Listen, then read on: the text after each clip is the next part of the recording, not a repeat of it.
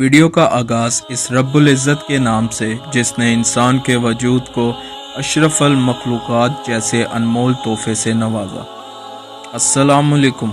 Social Cs میں آپ سب کو خوش آمدید کہتے ہیں۔ ویڈیو کو شروع کرنے سے پہلے آپ سب سے ایک چھوٹی سی گزارش ہے۔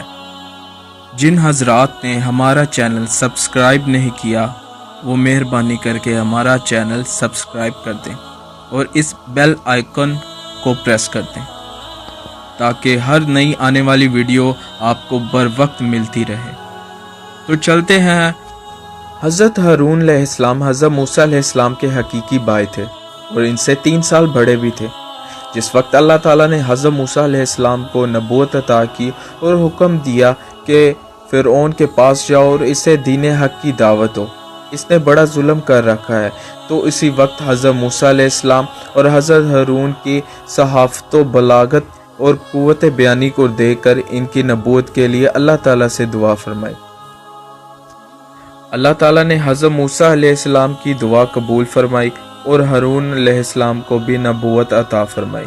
دونوں نے فرعون کو دین کی دعوت دی اور بنی اسرائیل کو فرعون کے ظلم و ستم سے نجات دلائی۔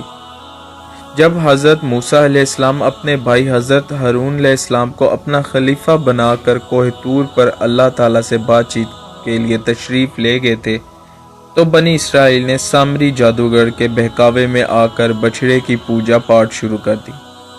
حضرت موسیٰ علیہ السلام جب واپس آئے تو حضرت ہارون علیہ السلام پر سخت ناراض ہوئے۔ حضرت ہارون علیہ السلام نے اپنا غضب بیان کرتے ہوئے کہا، میں نے قوم کو بہت سمجھایا مگر سمجھنے کی بجائے قوم مجھے قتل کرنے پر آمادہ ہوگی۔ حضرت ہارون علیہ السلام شروع ہی سے حضرت موسیٰ علیہ السلام کے ساتھ مل کر بنی اسرائیل کو سیدھے رستے پر لانے کی کوشش کرتے ہیں۔ انہوں نے حضرت موسیٰ علیہ السلام سے 3 سال۔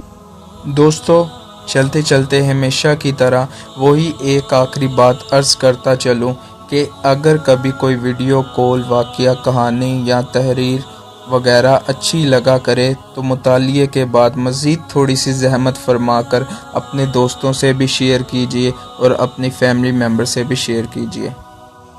یقین کیجیے اس میں آپ کا بامشکل 1 لمحہ صرف ہوگا، لیکن ہو سکتا ہے اس 1 لمحہ کی اٹھائی ہوئی تکلیف سے آپ کے شیئر کردہ تحریر ہزاروں لوگوں کے لیے سبق آموز ثابت ہو۔